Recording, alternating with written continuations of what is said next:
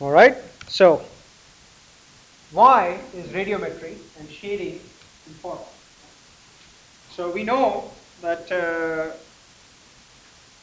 shading itself has a critical role to play in defining structures in the world. Right? It certainly is very important for our perception. So for example, you can look at an image like that.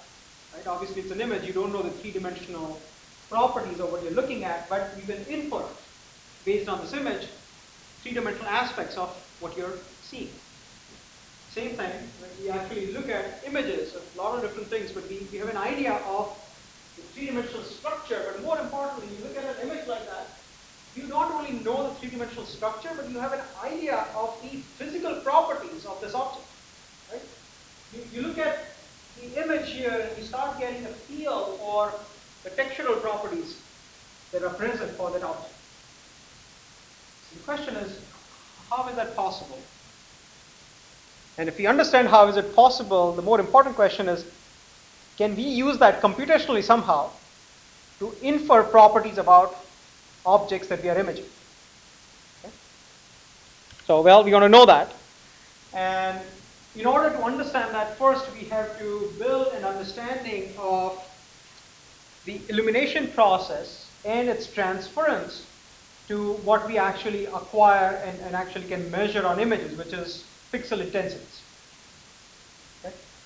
So what we want to try and do is understand if we capture an image and get a particular brightness value at a pixel, what does that mean? Right? You work with a digital image, you say, this pixel has a value of 100. What does 100 mean, right? What is the relationship of the value that you have on the pixel with respect to a particular object that's sitting out in space that you've just imaged? Okay. Now, of course, if we want to understand that, we have to understand a little bit about the illumination as well as the radiometric transformation process. So now, let's say that we have some point on a particular object in space, in the 3D space. That point is going to get illuminated by some light source. And of course, that point that's receiving a certain amount of light is going to reflect a portion of it, and that's what we're going to capture on our image. Okay? So the geometry we have seen. Okay? So we have seen the geometry that we have a point P in space. We understand the relationship of the geometric transformation it undergoes, and what is the relationship of point P in space to its projection P prime. We've already studied that. Right? But what we have not studied is the illumination or the intensity at which a particular amount of light is being transferred through the lens and onto our imaging plane. So in order to build a model that can describe that, we have to study a variety of things. One, we have to understand a little bit about the properties of the light source. Right? We have to understand a little bit more about the surface reflectance properties of any object in space that we are actually trying to image.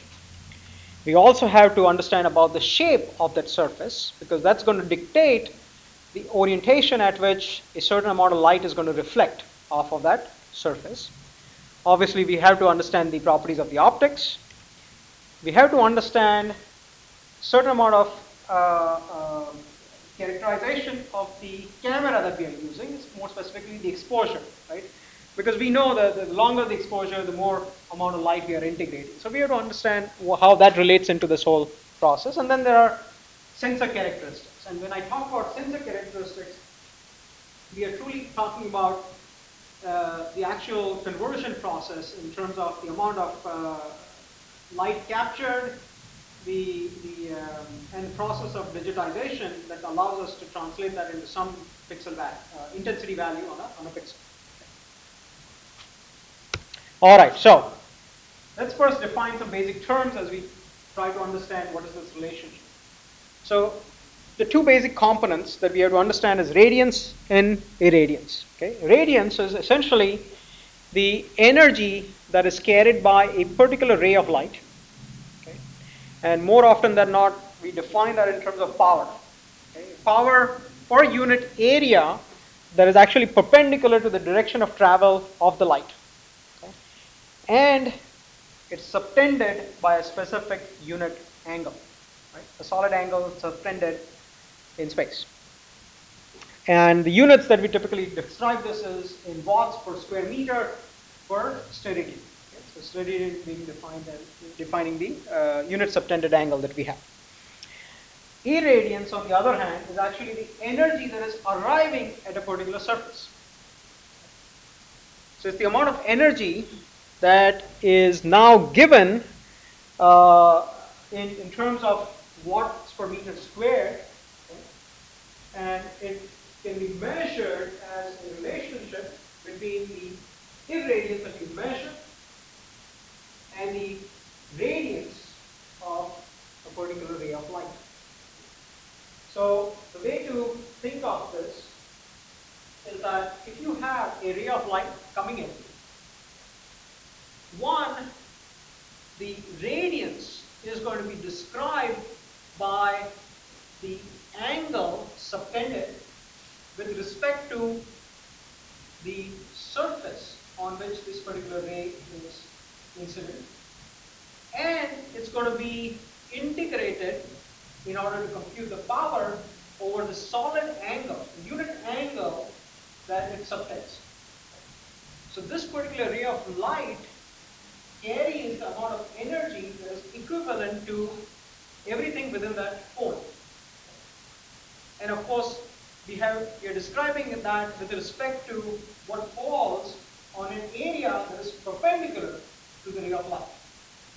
So in order to describe that, we basically, let's say this falls on a patch which is like that, the corresponding perpendicular patch will be described by the relationship of the area that you have here plus the angle with respect to the normal of the surface. So that is what forms the relationship between irradiance and radiance. Okay. Now, how do we describe this solid angle that a ray subtends, right? So how do we know, or how do we try to capture this property of what this delta omega is? So the delta omega is coming from some light source. Okay. Now, if I assume that that light source is some unit sphere somewhere, then I can think about defining that light source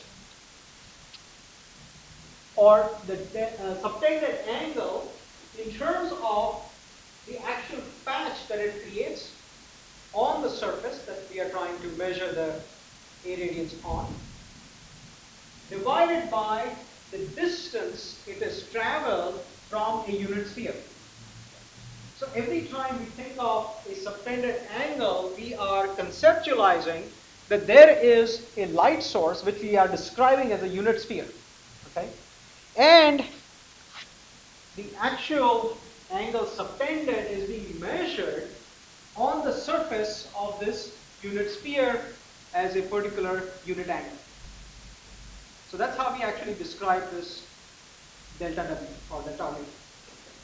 Now, of course, its projection on the surface that we are going to try to measure on is described with respect to the normal of the surface. And in order to compute that, you can write it as basically delta A or dA cos theta, or we can describe that as dA prime, right? But that's just the foreshortened area of the patch on which this particular light is incident. Now, of course, any unit angle that we're going to describe is always going to be on the sphere that we have looked at or conceptualized, right? And that's going to be across a hemisphere. So only on the top part of the sphere, obviously not on the bottom part. Okay.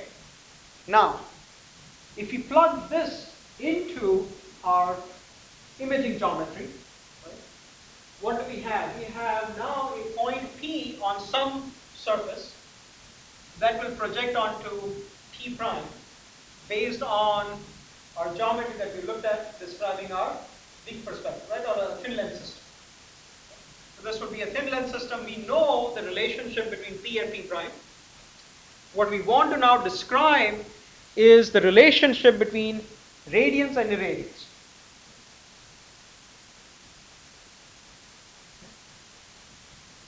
So what do we do? So one, we know what OP is, right? We can describe OP based on triangulation. OP essentially being, if you will, the distance from the optical center to whatever the height of the P point is, right? So OP we can describe simply by triangulation is nothing but Z divided by cos of alpha, alpha being the angle subtended by the point. And similarly OP prime will be Z prime divided by cos of alpha. Now if you think of the thin lens that we have, it's basically all the rays that are coming in are going to fall on that lens. So the surface area that's actually exposed to the amount of light energy coming into it is basically pi r squared or pi d squared by 4. So that's the area that we have for our lens. So what we want to compute first is the power that is transmitted from the point P to the lens. Right? So we can compute that and then say, how much of that power is going to get transferred to the image plane. So we can break it up as two separate calculations. So how much power do we have?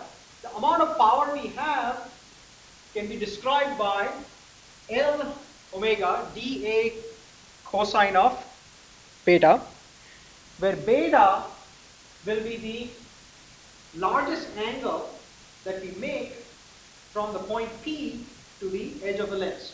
Right? So this is the full angle, or you can think of it as the normal from the surface that extends out that still falls within the collecting range of the lens. So we have that angle. Now the delta A cos theta, right, is just the amount of area that over which we are collecting the energy, right? L, we'll look at it in a second. Omega, what is omega? Omega is actually the subtended angle for the lens. So omega basically describes the little patch that we are collecting the light from or over.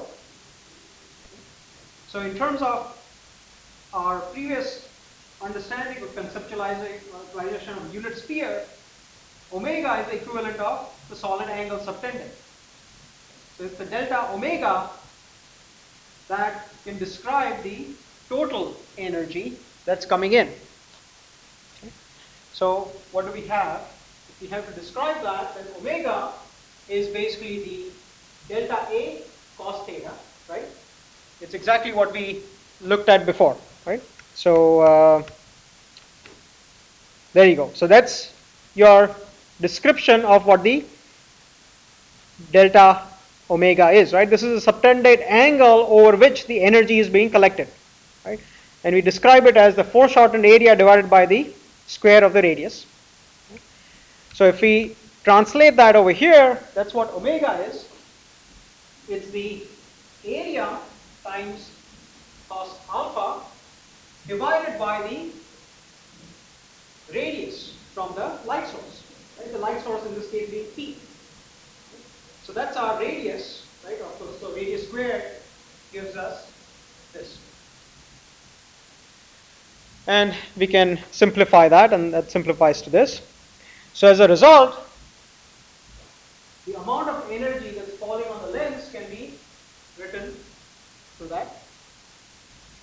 Now, of course, I have to also measure the amount of amount of energy that is going onto the image point, right? So that's the irradiance coming in, and basically the irradiance is nothing but the amount of energy that got there now projected onto the patch corresponding to the point P, right, which has the area delta A prime. And we can write it out as well in the same fashion. So we have the area that's projected down onto the foreshortened area.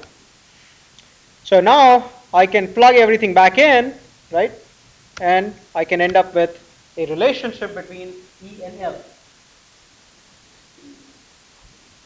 So what we find is that the relationship actually between E and L is a linear relationship. And the change in irradiance is going to be dictated by, well, three things. One, of course, being the diameter of the lens, the distance in terms of the focal length, right? And of course, this particular angle subtended by the object in space, right? So there's a, so what that means is that as the object moves sort of towards the periphery, right, this amount of radiance coming in is going to start changing, and of course in this case decreasing the amount of irradiance you capture. Now, there is of course another process that happens when you actually take this amount of energy and convert it into some pixel values, and we'll look at that in a minute. But if you think of the change in alpha, okay, under this relationship, look at what we have. I mean, we have this relationship to the power of 4. So small changes when objects are further away and small changes in subtended angles normally don't make much of a difference. Okay? And that's exactly what happens when we perceive things. Right? When you have the objects that are at a distance, you move a little, right? Obviously, when you move, the angle is changing.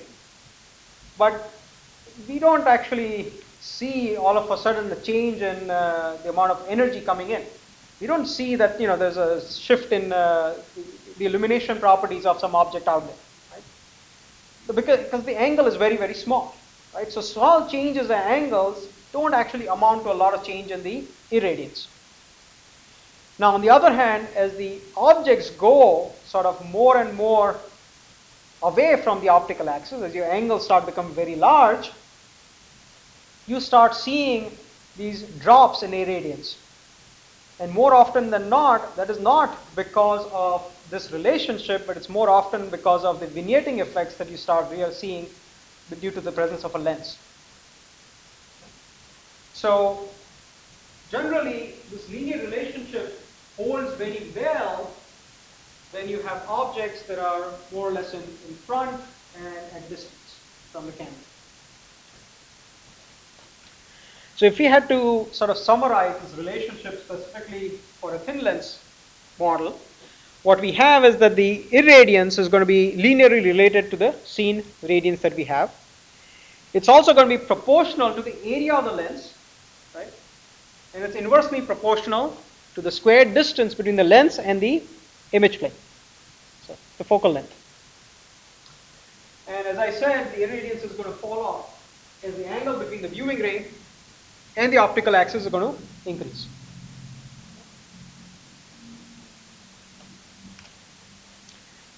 Now, interestingly enough, if we know this equation, the question becomes, can we actually calibrate a camera using an image which is completely textureless? So now, instead of using a checkerboard pattern, can I go to an image which has absolutely no corners or no texture and use that in order to calibrate my camera?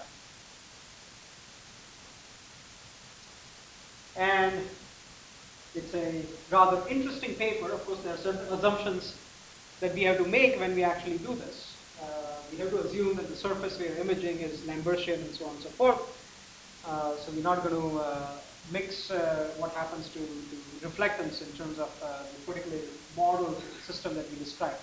But this is one of the papers that you have on the course site for you to read. Okay? It's very interesting because now you have to think of the entire calibration process that we just talked about in a very different way. You're not actually doing this based on point correspondence mechanism, but rather based on a radiometric formulation. Okay, so please do read this paper because it's an interesting read, and you will get a better appreciation of the relationship between the scene illumination and the radiance that we actually measure. All right.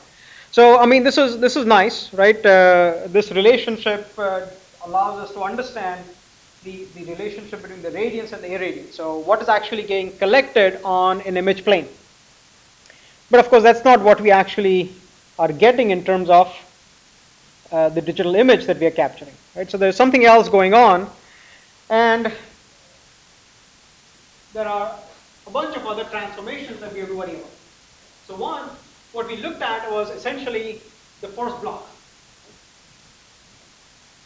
The radiance, a lens in the path of the imaging process, and the measurement in terms of irradiance. Now, of course, when we capture an image, right, we are integrating the amount of irradiance coming onto the imaging plane, the sensor. And as a result, there is some kind of a exposure. Right? So this is typically our shutter, right? How long do we keep our shutter open on a camera? So we're going to have to deal with this notion of exposure, and we'll describe that, let's say it's X. And then, of course, you know, depending on the kind of sensor you have some other parameters that have to be accounted for as part of your model. For most digital cameras, we don't worry about you know, what happens between the amount of sort of integrated light that you have and its transformation into something that you can visualize in terms of brightness values. You have a direct relationship between the integrated value, integrated irradiance going onto a CCD, and then you have the analog to digital conversion process, and then of course some quantization in order to remapping, so you have this nice set of discrete values, right? 8-bit, 16-bit, whatever is the quantization range that you're working. So a bunch of other transformations have happened. Okay? Now, in order to describe the process, what do we have? I mean, we have this relationship that tells us the relation from the scene radiance to the irradiance. That going into the actual sensor exposure is nothing but the irradiance times the amount of time exposure that we have. So that's multiplication with delta t, right, some time factor. And then towards the end, when you actually get an image, it is some transformation of e times delta t through some function f. So z is the actual image value, the pixel intensity value that we acquire, and everything in between we're going to try and capture it through this process f. Okay?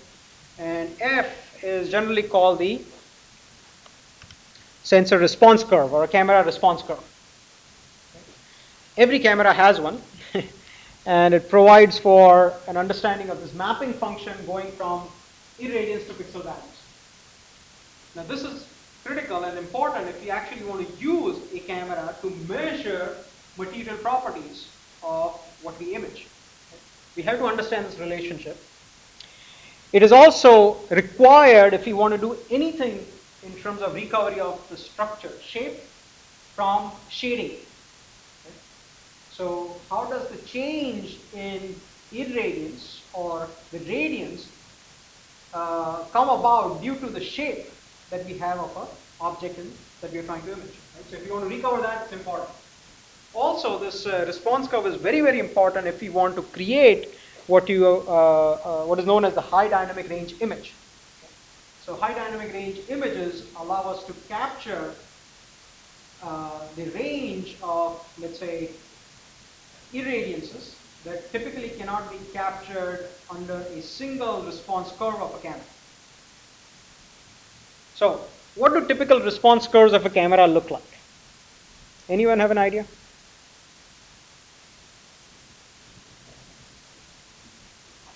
What do you think happens? Just think of it in terms of, you know, what you typically experience with a camera. Right? What happens when you have a very, very low amount of light?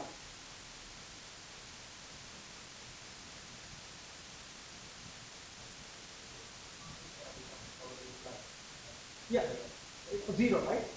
Now, there's probably some threshold at which, now all of a sudden you're overcoming the noise level and you start seeing some formation of an image that's more representative of what you're trying to image, right? So as you start increasing the amount of light, it takes a while before you start seeing an image, right? And then generally you're okay, but then there's too much light. What happens?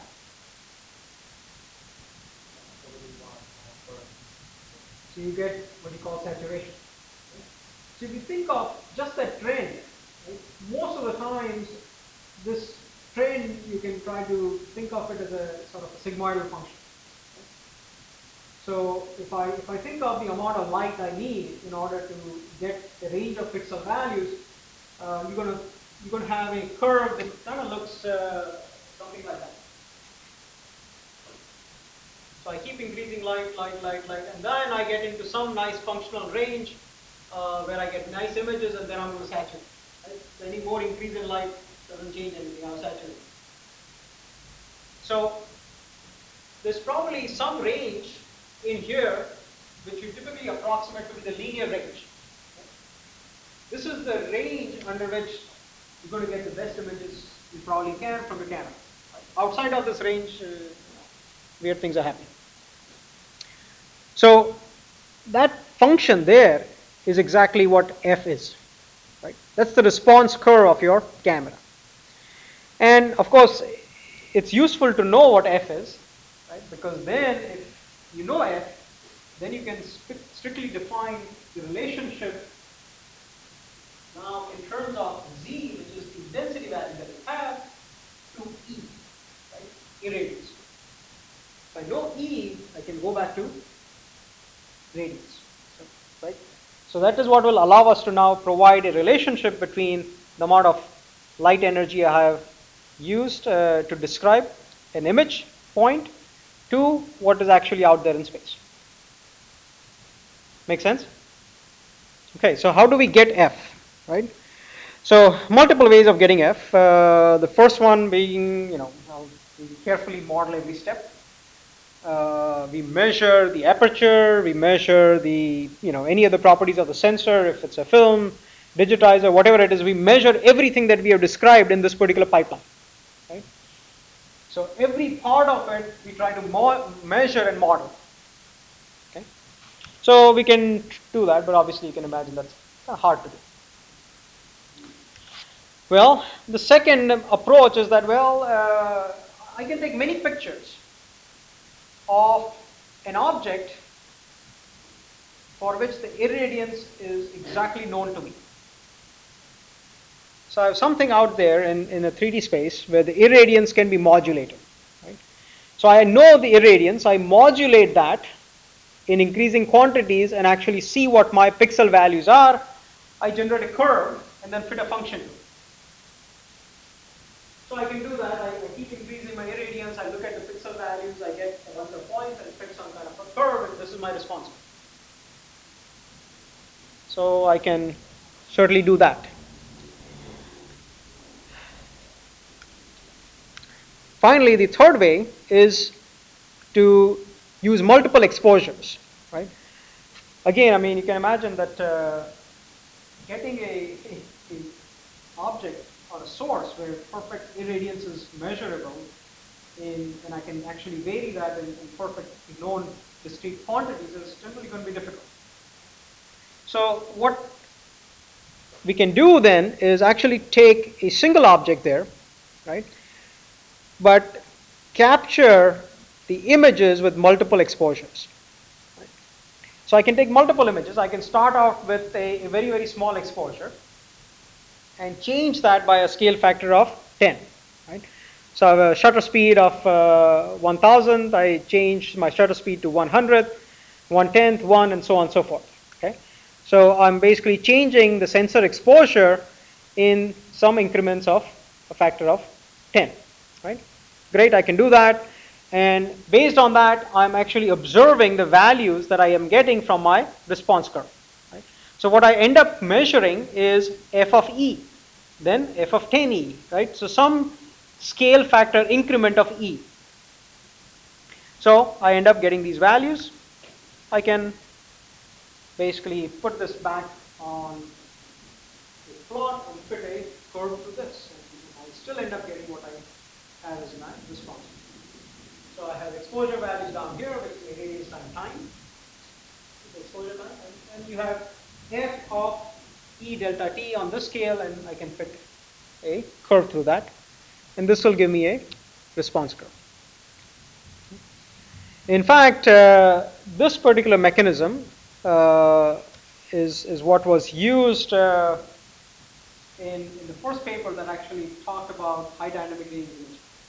So we went and actually characterized a sensor, came up with a response curve, and then used this response curve in order to remap images that you acquire into an HDR image, right? So if I take this response curve, obviously if you look at this, the range of intensity values based on this curve is bounded by this being the lower bound and that being the upper bound, right?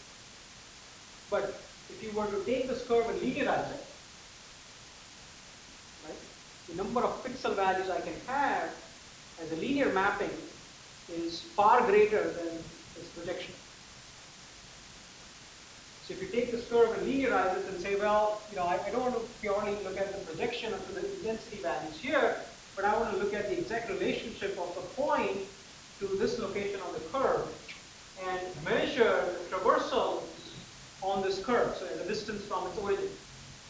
And that's my intensity value. So I can remap everything based on that, and I would end up with a far greater number of intensity values, and that's what is known as a high dynamic range image.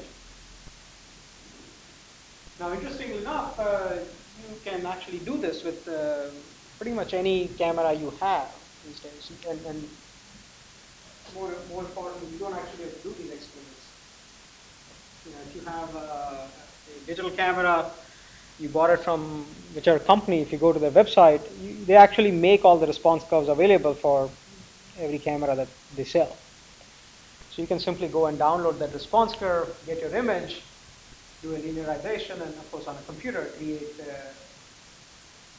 sort of a transformation of your image that you capture. And you can end up with a much nicer set of images. And then you have to worry about how you're going to visualize them. Right?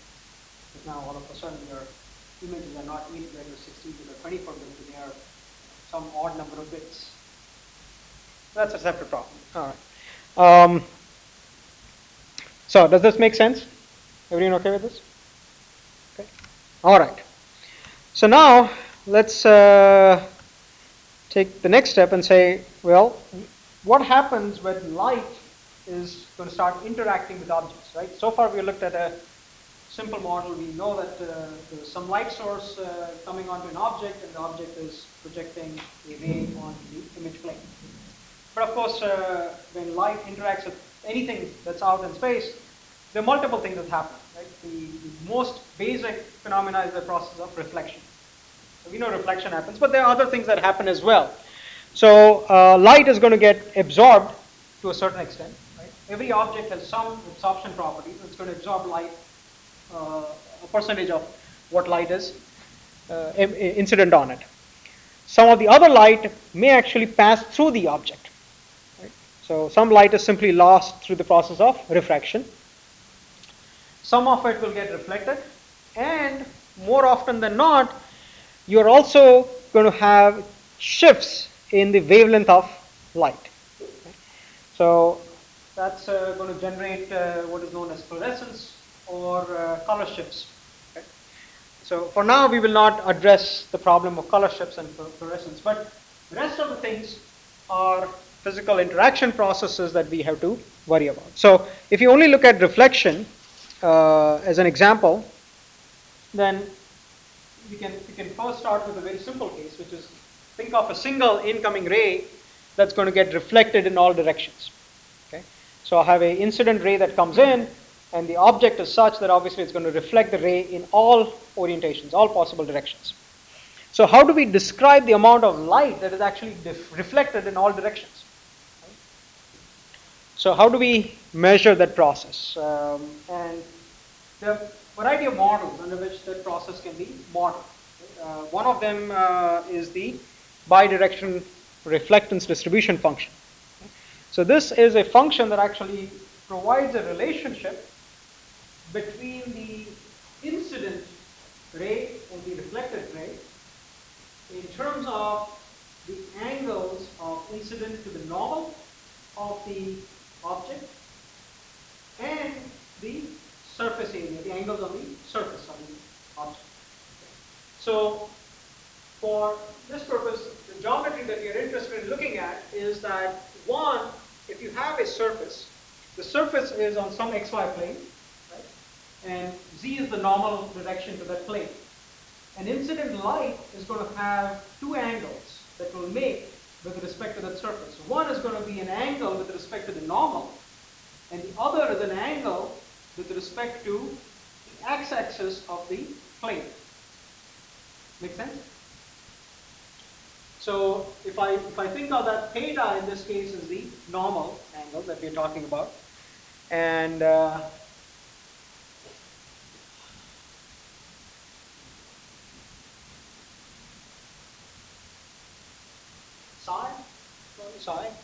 psi is the angle that we are talking about with respect to the x orientation of the xy plane. Okay. All right. So what do we have? We have irradiance that we'll describe as a function of theta and phi, and then the radiance we'll describe in terms of the also the theta and phi, but for the reflected angle, the reflected ray. Okay. Now the bidirectional reflectance distribution function is basically a function parameterized by all the four parameters and provides for a relationship between the irradiance and the radiance. That's what a BRDF is. Okay. Now, for something that is rotationally symmetric, which means that in all my